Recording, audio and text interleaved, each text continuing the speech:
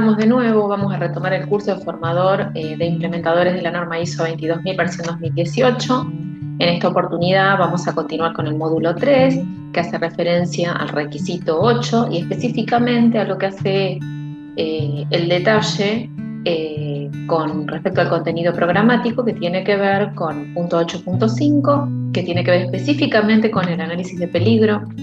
851, pasos preliminares para permitir el análisis de peligro. 8512, características de materias primas, ingredientes, materiales y contacto con el producto. 8513, características de los productos terminados. 8514, uso previsto. 8515, diagrama de flujo y descripción del proceso. Y propiamente dicho, cómo empezamos o qué tenemos en cuenta para comenzar el análisis de peligro, ¿sí? Sería toda la introducción para luego hacer el HACCP. Bueno, empecemos. Bueno, vamos a hablar un poquito entonces, vamos a hacer una descripción de lo que hace referencia al punto 8.5, que tiene que ver con el análisis de peligro. Antes de poder empezar a hacer el análisis de peligro propiamente dicho, hay una serie de pasos preliminares que me van a permitir realizar ese análisis de peligro de forma efectiva, ¿sí? Entonces, ¿qué cosas o cuáles son esos pasos preliminares? ¿O a qué hacemos referencia cuando hablamos de pasos preliminares? Tiene que ver con recopilar, mantener y actualizar toda la información documentada preliminar pertinente. ¿Cómo tiene que ver? Hace referencia a los requisitos legales, toda la reglamentación aplicable, ¿sí? A los requisitos del cliente, características de los productos, especificaciones técnicas, características del proceso, todo lo que pueda significar y tenga impacto en el sistema de gestión de inocuidad alimentaria, ¿sí? Entonces es necesario tener toda la información actualizada para antes de empezar a hacer el análisis de peligro.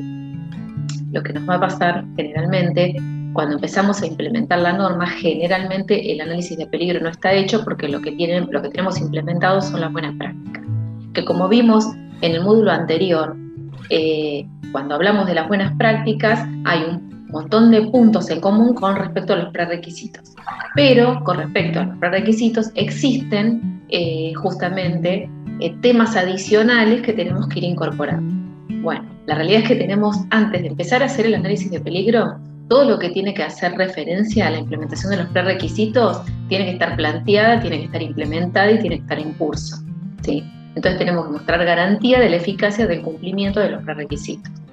Y después tenemos que tener toda la información actualizada referente a mi proceso, ¿sí? Si existen modificaciones o se hicieron modificaciones en el proceso, en la monografía de proceso o en el procedimiento de elaboración, esto tiene que estar actualizado.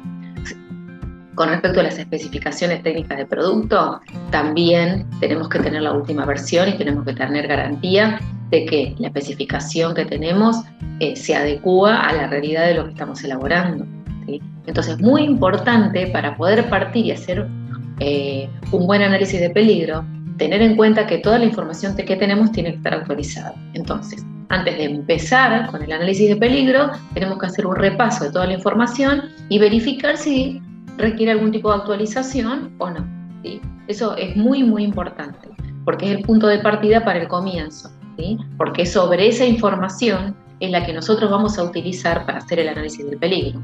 Si esa información es errónea, seguramente el análisis de peligro va a ser erróneo, ¿sí? Entonces es muy importante trabajar en base a toda la información que se encuentra actualizada.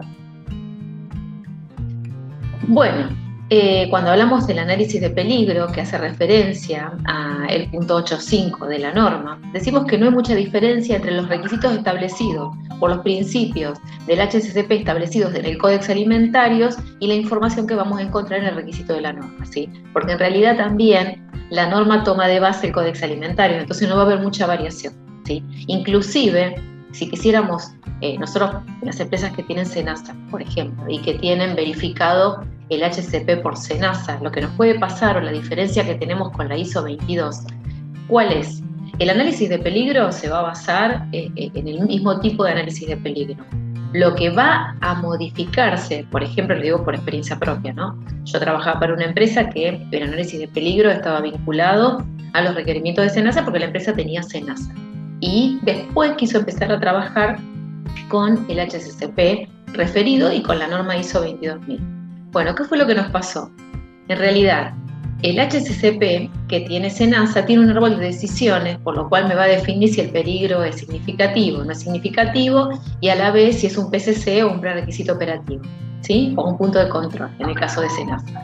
Cuando hablamos de la norma habla de prerequisito operativo y PCC. Y a la vez, generalmente, por ejemplo, en la versión anterior, esta no lo establece, pero en la versión anterior había una serie de preguntas a través de las cuales nosotros pasábamos cada uno de los peligros, hacíamos el análisis de peligro y definíamos si era un prerequisito operacional o era un PCC. Bueno, la realidad es que como no se utilizaba el árbol de decisiones, para SENASA, por ejemplo, era un requisito indispensable, aunque las preguntas eran exactamente la misma, lo único que pasaba es que estaban distribuidas de diferentes formas, ¿sí?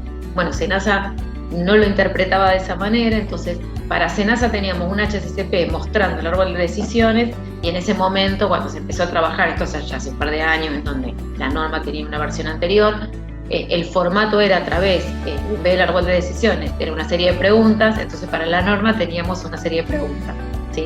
Entonces estamos, y es complejo porque termina siendo dos análisis de peligros diferentes, porque tienen dos maneras de evaluación distintas, que vuelvo a decir, si se llega al mismo resultado, que debería ser el objetivo, no hay ningún problema. El inconveniente sería si los resultados son dispares. Entonces, generalmente ahora me dice que la norma en realidad no tiene mucha modificación o tiene bastante similitud con el Código Alimentario, ¿sí? Bueno, el equipo de inocuidad va a recopilar. La realidad es que lo primero que yo tengo que hacer es armar un equipo de inocuidad, ¿sí? Y acuérdense que el que tenía la autoridad era justamente la alta dirección, ¿sí? Y esta persona que se va a encargar, tiene que haber una persona que va a ser líder de ese equipo, y tiene que haber un equipo de inocuidad que sea multidisciplinario, porque todos tienen que formar parte de ese análisis, todos tienen que participar de ese análisis, todos van a hacer su aporte al momento de hacer el análisis de peligro, ¿sí? Y esto es muy importante, ahora después igual a medida que vayamos avanzando lo vamos a ir viendo. También me pasó a mí el hecho de había un equipo de inocuidad, y la realidad es que cuando existe el equipo de inocuidad, a medida que está establecido por un grupo de personas que pertenecen a la organización, es multidisciplinario, generalmente hay gente de calidad, gente de mantenimiento, gente de producción, gente del área comercial, ¿sí? Bueno, hacíamos el análisis de peligro, y también nos puede pasar que haya etapas del proceso en donde llamemos al operario que está trabajando en esa área para que participe en el análisis de peligro. Y la realidad es que para nosotros fue cuando me tocó hacer un análisis de peligro en una empresa que se dedicaba a todo lo que era la elaboración de barritas de cereales.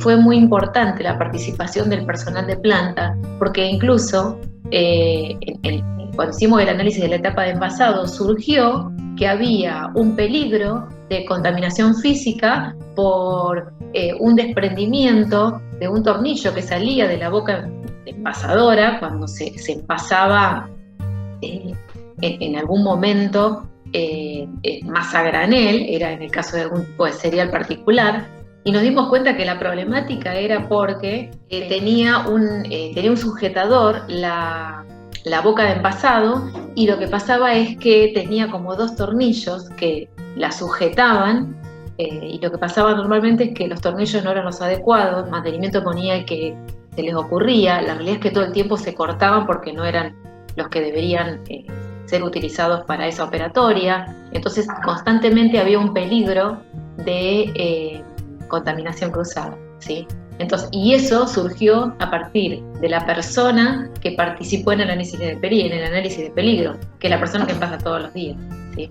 Por eso, bueno, es muy importante contar con un equipo de inocuidad que sea multidisciplinario, y que cada vez que necesitemos en cada etapa del proceso a la persona que está trabajando en esa etapa, es bueno que participe también, ¿sí? Bueno, ese equipo de inocuidad va a recopilar, mantener documentada y actualizada toda la información necesaria para empezar el análisis. Y cuando hablamos de información, hablamos de especificaciones técnicas, requerimientos del cliente. A veces nos pasa que tenemos clientes distintos y requieren algún parámetro en particular diferencial con respecto al producto general que elaboramos. Entonces es muy importante tener en cuenta todas las especificaciones y las características contractuales con los clientes al momento de hacer el análisis, ¿sí? También tener historia, ¿no? Poder evaluar la historia, tener información e indicadores también que van a formar parte de esta actividad cuando tengamos que hacer el análisis. En resumen, lo importante es que cuando mayor información tengamos, es mejor. Y si por alguna situación hay estudios científicos que avalan algún tipo de operatorio o algún tipo de análisis, o que están referidos a un tipo de resultados, también es importante que formen parte en el análisis de peligro y que nosotros contemos con esa información, ¿sí? Entonces, antes de realizar el análisis de peligro, es necesario establecer, como dije recién, el equipo HACCP, y tiene que haber una persona que lidere ese equipo. Y justamente es el primer paso del HACCP y es un mandato que forma parte, que tiene como importancia y relevancia y requiere constantemente el formar parte y demostrar que a través de la evidencia objetiva de que está integrado en la alta dirección. Todo el tiempo la alta dirección debe demostrar que forma parte de ese equipo y que está comprometido con el sistema de gestión de inocuidad alimentaria. Bueno, ya que vamos a empezar con el análisis de peligro, vamos a repasar algunos conceptos, ¿sí? Por ejemplo, ¿a qué llamamos inocuidad? ¿Sí? Es un concepto que implica que un alimento no causará daño al consumidor cuando se prepara y o consume de acuerdo a su uso previsto. A la vez, también, ¿qué es un peligro y cómo está vinculado ese peligro con la inocuidad de los alimentos? Decimos que un peligro es un agente biológico, químico o físico en los alimentos con el potencial de causar efectos adversos para la salud. Existen diferentes tipos: físico, químico, biológico, radiológicos también. Y hay que tener en cuenta algo. Cuando hacemos el análisis de peligro, algo que se incorpora, o hay que tener en cuenta, son los alérgenos, que sería un peligro químico. Es muy importante incorporar en el análisis la presencia de alérgenos o la posible contaminación cruzada por la incorporación de alérgenos, ¿sí? Esto es fundamental, hay que analizarlo. Bueno, entonces, ¿qué peligro para la inocuidad usted conoce? Piense y enumere. Vamos a hacer una actividad, ¿sí? Pensemos en qué tipo de peligros en un proceso productivo pueden aparecer, ¿sí? Y cuáles uno puede conocer, uno debería enumerar, ¿no? Dentro de los peligros físicos, ¿cuáles serían? Dentro de los peligros químicos, bueno, yo hablé de los alérgenos recién, peligros microbiológicos, peligros radiológicos, ¿sí? Entonces son peligros que debería yo empezar a incorporar. Le vamos a dar 5 minutos, hagamos un listado, porque después podemos empezar a trabajar con los minutos. Bueno, a ver qué es lo que enumeran.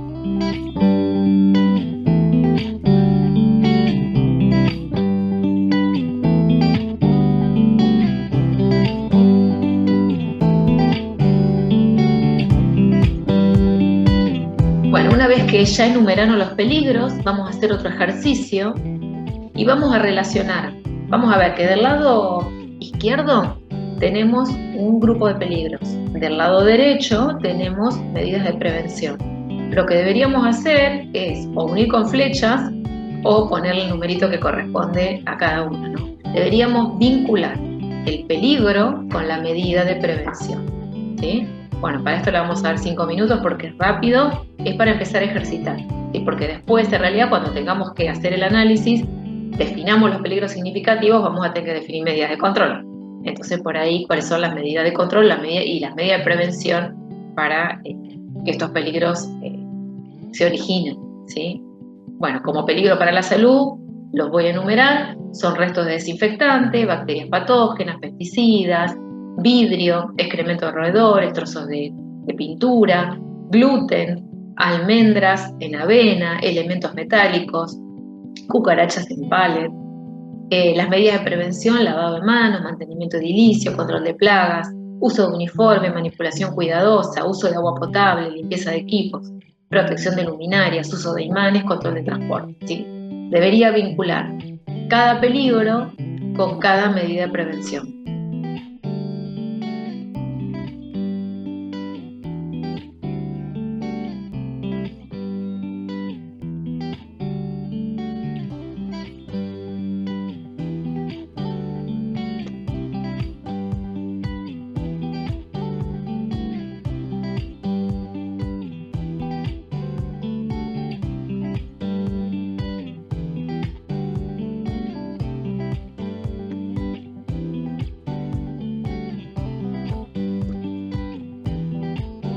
Una vez que terminamos con el ejercicio, vamos a ver de qué manera nosotros podemos garantizar la inocuidad, ¿sí?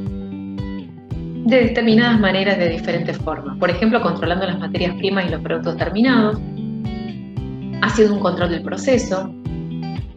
Vamos a ver que en realidad el HACCP es un control de proceso y es preventivo, ¿sí?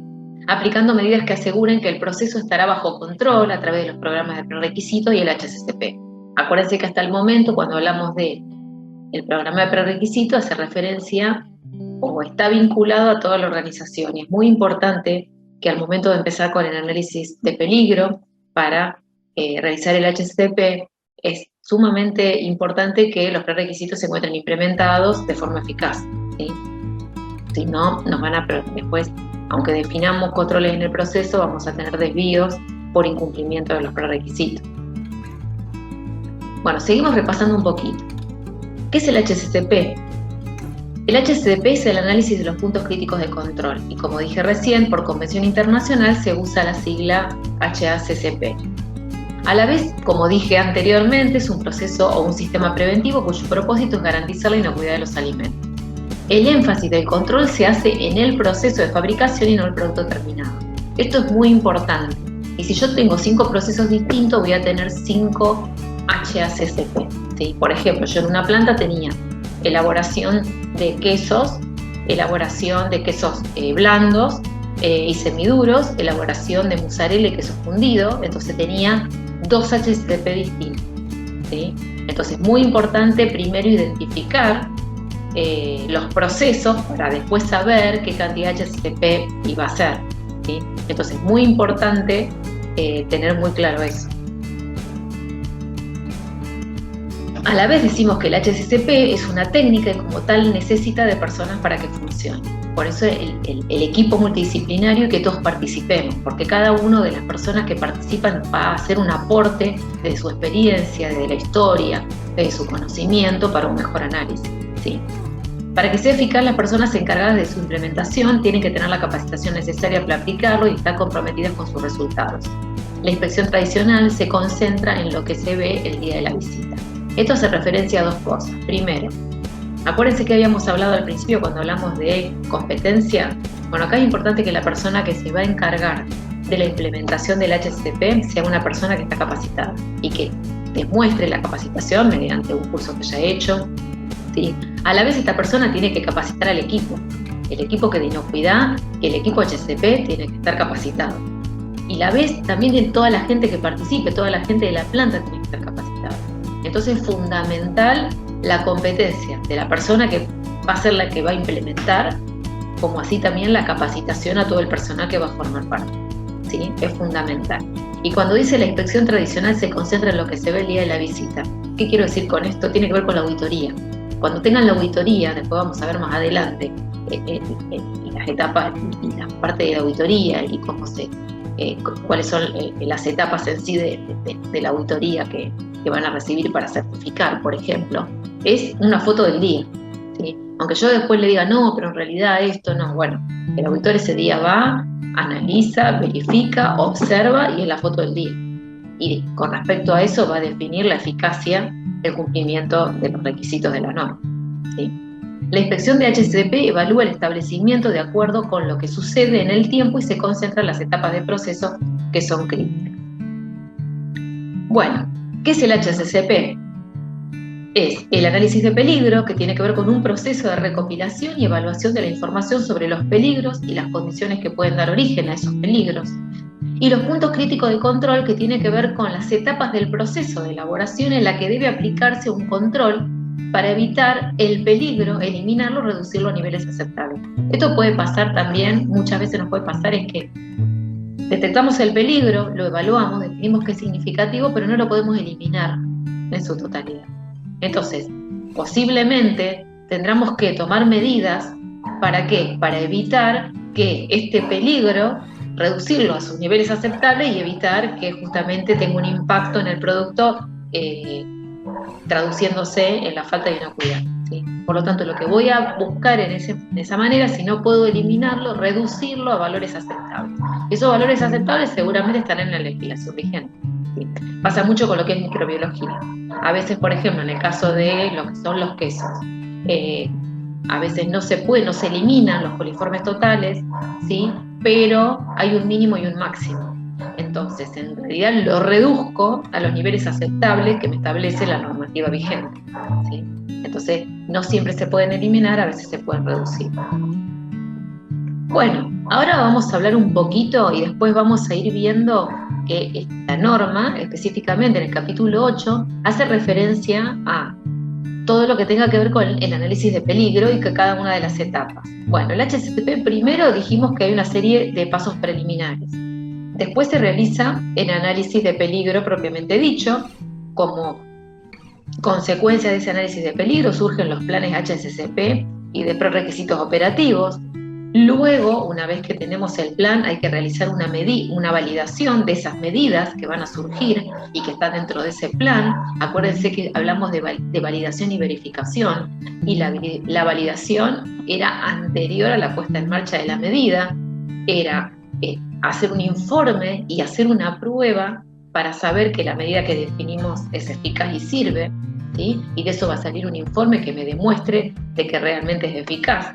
Entonces, se hace la validación. Una vez que hice la validación de la medida de control y definí que realmente es eficaz, entonces lo que digo es, bueno, voy a implementarla, la llevo a cabo.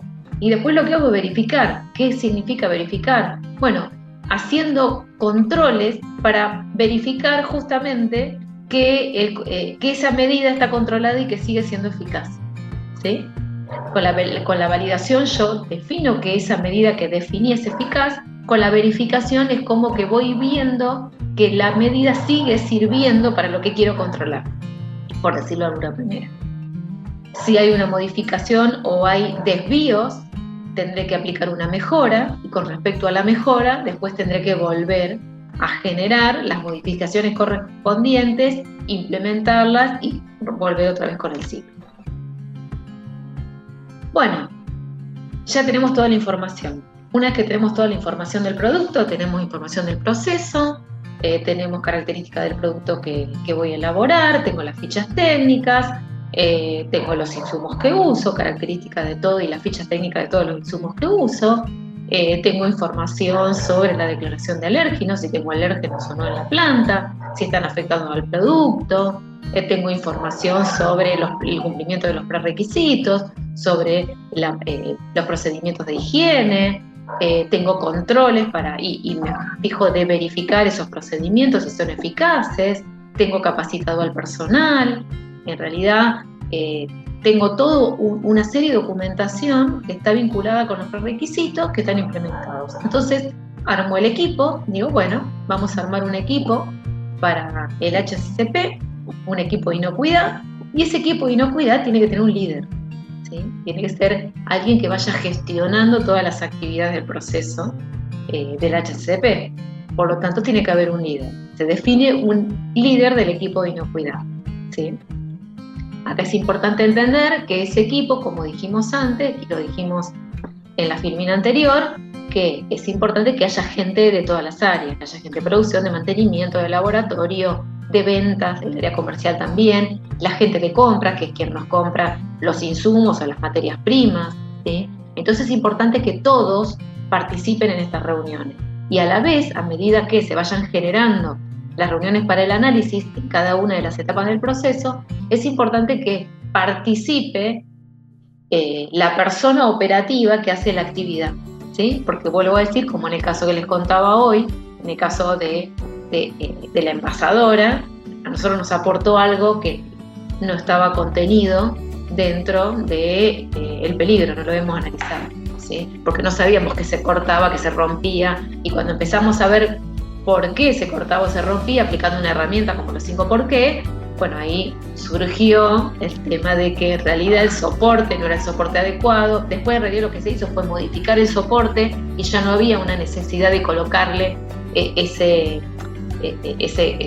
tornillo que era lo que se cortaba, porque nunca era el adecuado. Sí, se hizo una modificación y se eliminó el peligro, o por lo menos en esa etapa. Bueno, armamos el equipo, ya tenemos un líder del equipo, eso tiene que estar escrito. nosotros tenemos que tener un equipo de inocuidad. Ese equipo tiene que estar documentado y tiene que estar los nombres y apellidos de las personas y tiene que estar referido el nombre de la persona del equipo, ¿sí? Tiene que estar escrito. Una vez que tenemos el líder del equipo definido, justamente tenemos que toda esta información documentada que teníamos que tener, como dije antes, tenemos que tener todas las especificaciones técnicas, pero no solamente del producto terminado, sino de todos los insumos, los envases y las materias primas que usemos. Todo, tenemos que tener todas las especificaciones técnicas. Y acá voy a hacer una observación que generalmente no tenemos. ¿Qué quiero decir con esto? Normalmente nosotros antes de empezar a implementar la norma, tenemos especificaciones técnicas propias del producto que elaboramos, ¿sí? Es muy común que tengamos esa especificación técnica. Pero los referidos, ingredientes, insumos y envases, generalmente lo que tenemos es la que nos aporta el proveedor. No tenemos propia. Generalmente lo que se hace en las empresas que no tienen la implementación todavía es, cuando quieren comprar algo, buscan un proveedor, piden la especificación técnica del proveedor. Una vez que miran la especificación, le piden una muestra, después toman la muestra, la utilizan, se fijan los resultados, más allá del análisis de costo, y si todo está bien, le compran, ¿sí? Establecen que le meten un protocolo de calidad, le pedirán la carta de garantía para saber si tiene alérgenos o no, para saber cómo yo tengo que gestionar los alérgenos en mi planta.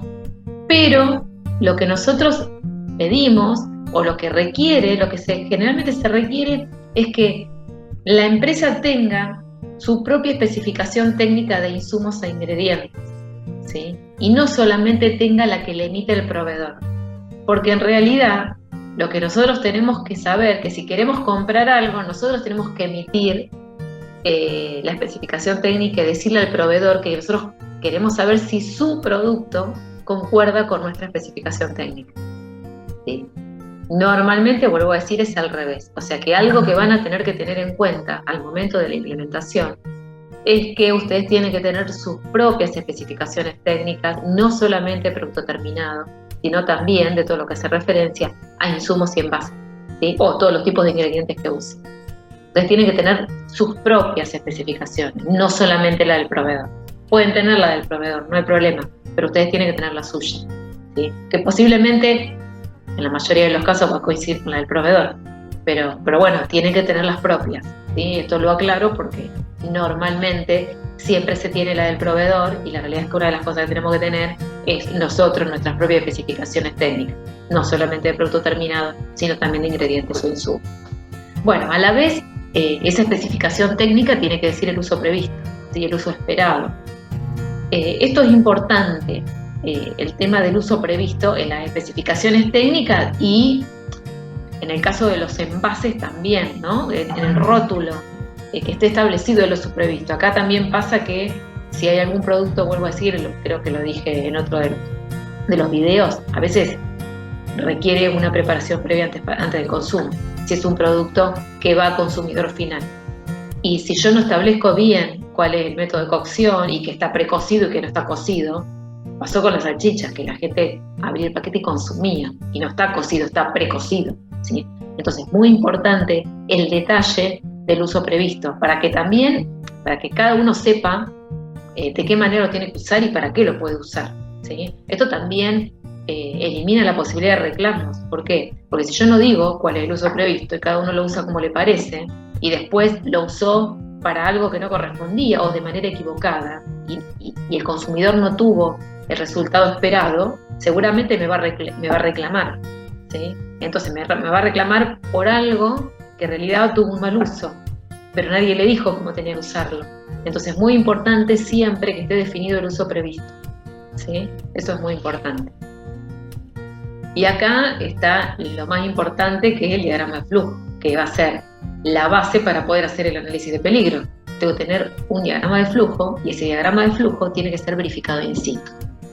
Eso también, a veces los diagramas de flujo que tenemos se hicieron en su momento, nunca nadie los revisó, y la realidad es que si me voy a dar una vuelta con el diagrama de flujo, me fijo cada una de las etapas, lo que seguramente me puede pasar es que hubo cambios en el proceso.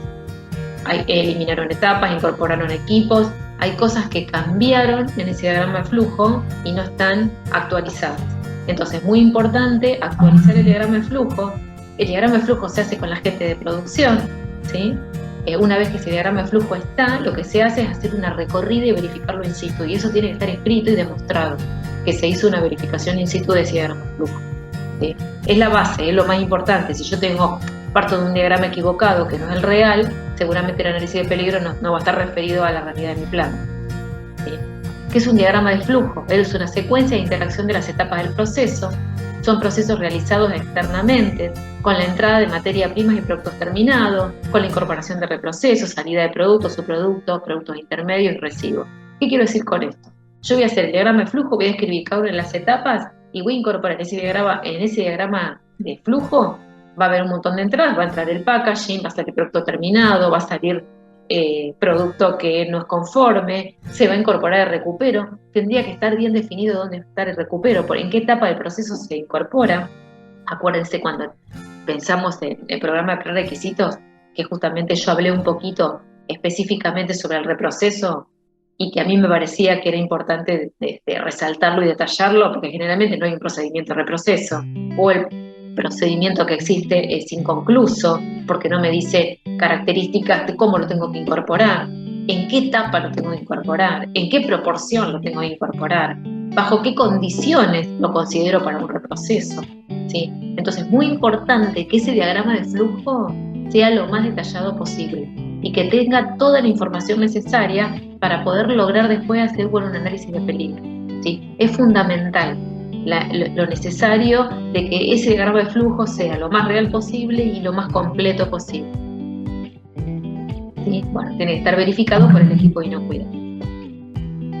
Bueno, a la vez existe en ese diagrama de flujo una descripción de las etapas del proceso y las medidas de control, ¿sí? Existen medidas de control, de qué forma yo controlo. Normalmente en ese diagrama de flujo, si hago un control a la materia prima que ingresa, si en una etapa del proceso yo hago algún tipo de control, todo eso tiene que estar detallado dentro del diagrama de flujo, ¿sí? Después también tenemos información sobre características generales de mi producto, que generalmente están en la especificación técnica. Voy a necesitar procedimientos de elaboración, ¿sí?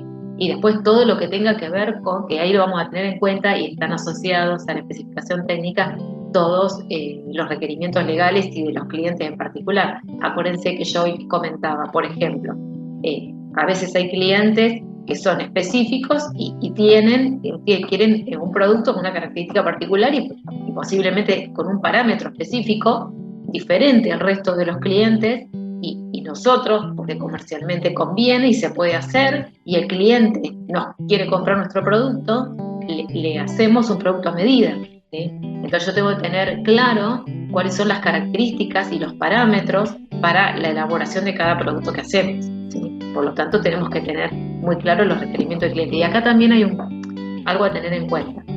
A medida que voy comentando, voy detallando, porque acá es importante tener la especificación técnica en el caso que hagamos algo a fazón o le enviemos a veces un producto que es una materia prima o un insumo para otro proceso. A veces tenemos proveedores que tenemos un producto que nuestro producto es la materia prima de ingreso para la elaboración de un producto que va a fabricar un tercero, ¿sí? Bueno, acá, ¿qué es lo que es importante? Tener en cuenta la especificación también de que el cliente que me envíe la especificación técnica. ¿Por qué? Porque posiblemente tenga alguna característica diferencial al mío, lo que decía recién, y yo le envíe mi producto, y si no está claro, lo que puedo hacer es que me rechace mercadería porque hay algún parámetro diferente, cuando en realidad, si no nos manda su especificación técnica, nosotros le mandamos nuestro producto, ¿sí? Con las características generales propias, y posiblemente haya algún parámetro para cambiar. Pasa, por ejemplo, les comento, por ejemplo, en el caso de la ricota. A veces la ricota tiene un determinado pH, pero hay empresas que, de acuerdo, que la usan, por ejemplo, empresas de pastas que usan una determinada ricota con una determinada característica que tiene que ver con la granulometría, la característica organoléptica y propia de ese tipo de ricota. Y la realidad es que a veces nuestra ricota tiene una característica general, es estándar, y este cliente en particular quiere una ricota con algún proceso diferencial. por ejemplo, con una variabilidad de pH. Pero si no nos informa, posiblemente nuestra ricota tenga un pH definido que es independiente al pH que está requiriendo el cliente. Y si no está claro desde el ingreso con la gente de calidad, posiblemente le enviemos el producto y ese producto venga de vuelta, ¿sí? Porque no está bien acordado y no se sabe bien la especificación del producto. Entonces, antes de empezar con todo esto, yo tengo que tener todas las especificaciones totalmente actualizadas y en nuestro poder y acordadas con el cliente, ¿sí? Bueno, y a la vez, algo que después voy a tener que trabajar son las medidas de control, que es la acción que puede realizarse para prevenir, eliminar o reducir el riesgo a nivel aceptable. Acuérdense que una vez que definamos el peligro, vamos a terminar utilizando una medida de control, y esa medida de control puede servir para eliminar totalmente el peligro o reducirlo a niveles aceptables. Bueno, hablamos ya de los pasos preliminares, ¿no? ¿Cuáles son los pasos preliminares? Bueno, dijimos que teníamos que tener un equipo de inocuidad, que tenía que haber un líder de ese equipo, que es el que iba a gestionar todo el proceso del sistema. A la vez teníamos que tener toda la documentación actualizada, y esa documentación involucraba todo tipo de procedimientos, especificaciones. Teníamos que tener bien detallado el uso previsto de ese producto que nosotros elaboramos y ese proceso que va a dar origen a ese producto. Un diagrama de flujo bien detallado y verificado in situ, ¿sí? Un procedimiento de elaboración con todos los detalles. A la vez, ese diagrama de flujo también tiene que tener todos los detalles necesarios, con todas las entradas y todas las salidas, para poder hacer posteriormente un buen análisis, ¿sí? Toda la información de los proveedores, de los insumos que usamos, las características, las especificaciones técnicas, tanto de los insumos como de los productos y de los envases que usamos, ¿sí? Eso es muy importante. Bueno, una vez que tenemos todo eso, recién ahí podemos empezar a trabajar con el análisis de peligro, ¿sí? Y bueno, cuando hablamos de análisis de peligro, ¿de qué hablamos? Bueno, el equipo debe conducir un análisis de peligro. ¿Para qué? Para que esos peligros sean controlados, ¿sí? Que haya un nivel de control requerido y medidas de control o combinación de medidas de control requeridas para ese peligro. Yo primero voy a definir el peligro, voy a hacer el análisis, voy a definir el peligro. Una vez que lo defino, voy a ver si ese peligro es significativo o no significativo. ¿Qué quiero decir con eso? Significa que si no lo controlo, tengo desvío en el producto y se pierde la inocuidad del producto. Entonces, si es significativo, tendré que ver qué medida de control lo voy a realizar, ¿sí? Y una vez que defino la medida de control, tendré que validar esa medida de control y después hacer una verificación constante de ese control, ¿sí?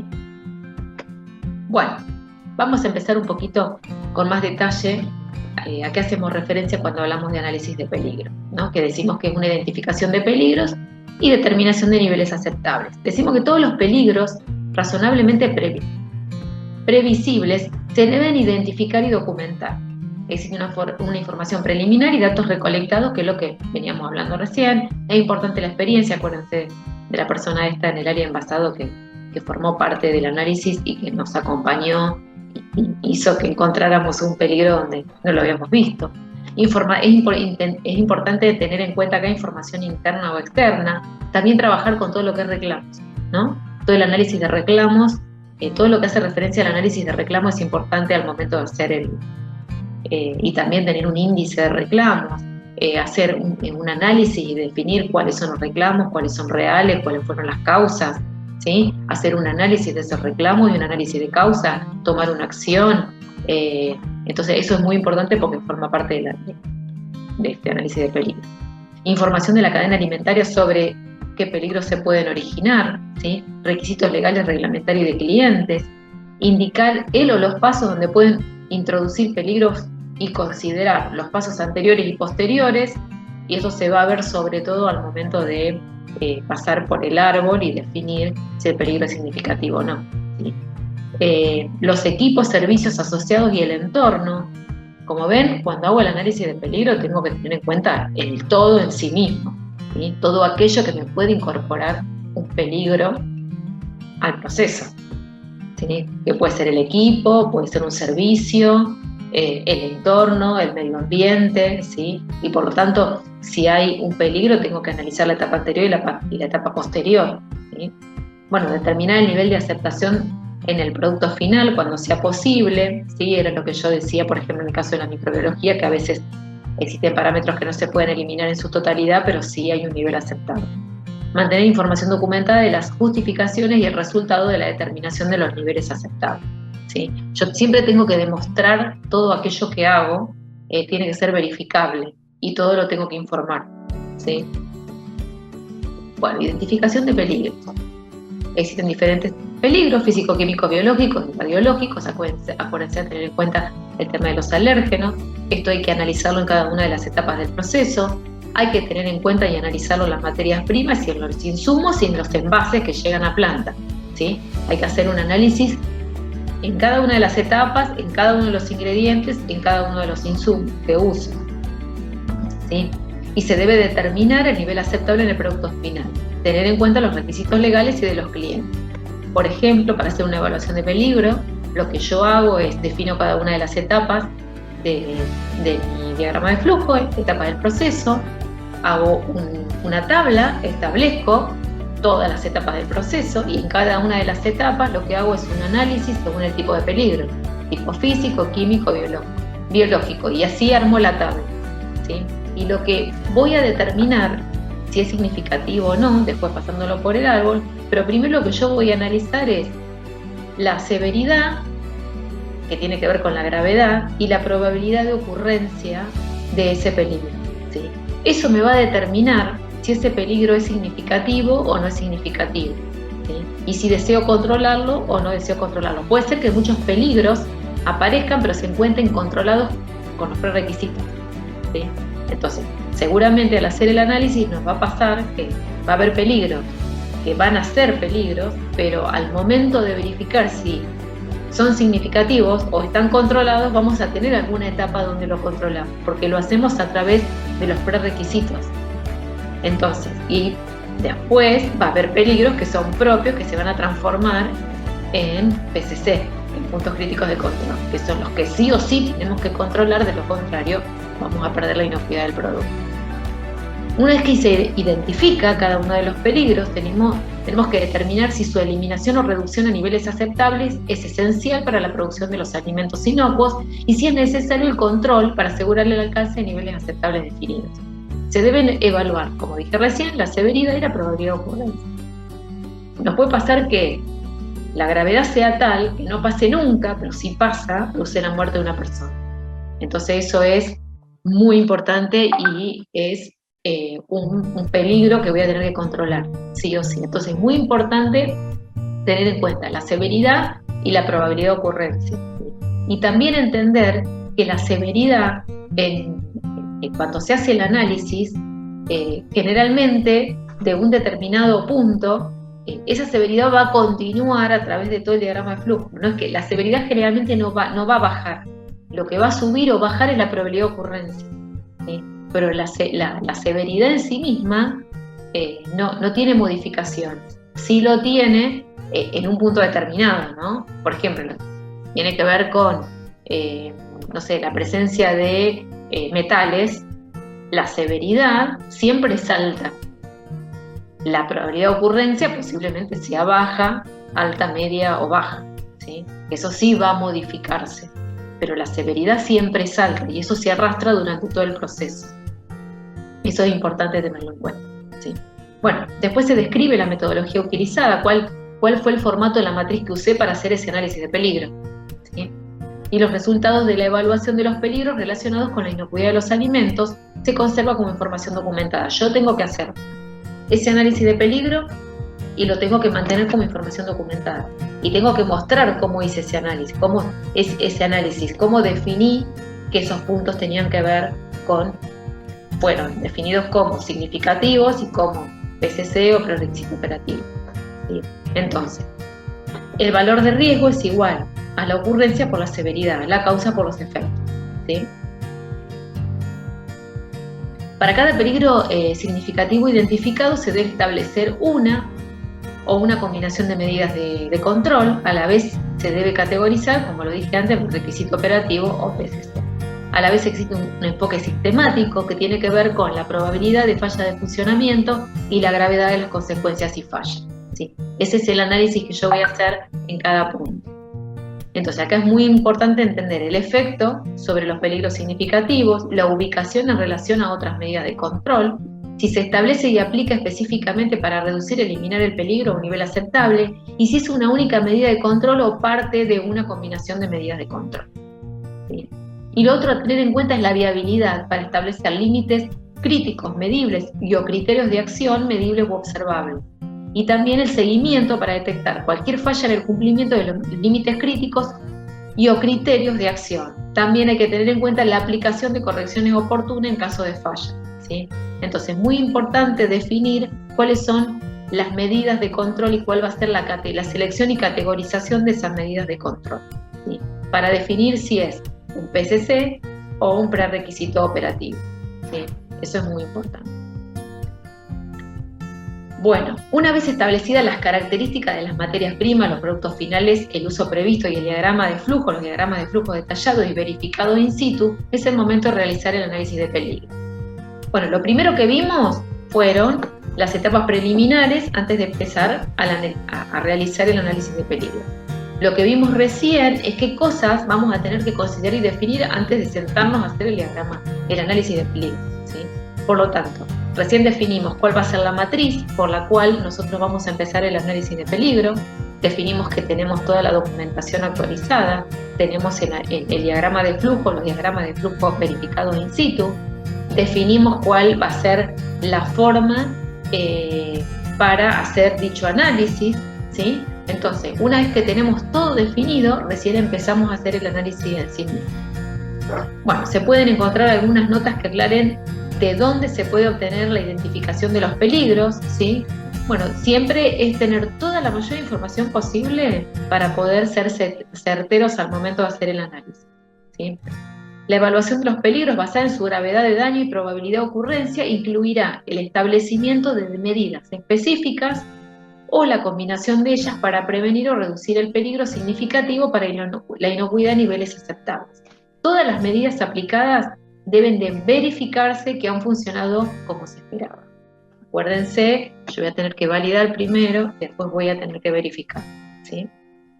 Bueno, hasta acá vimos una introducción empezamos con el capítulo 8, el capítulo 8 es el capítulo más largo, estuvimos viendo en este capítulo en sí, en este módulo, en esta parte del módulo, qué cosas necesitamos tener en cuenta y analizar al momento de empezar el análisis de peligro para lograr nuestro HCCP, ¿sí? Hablamos de requerimientos generales, de etapas preliminares y información necesaria que tendría que ver hasta como con una planificación para llevar a cabo ese HCCP, ¿sí?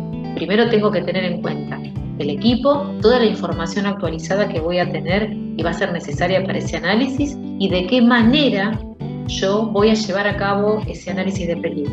¿Cuál va a ser la matriz que yo voy a utilizar para hacer justamente ese análisis? Y en pos de eso, una vez que tengo toda la información, recién nos sentamos con el equipo a hacer el análisis, ¿sí? Bueno, espero que haya sido claro.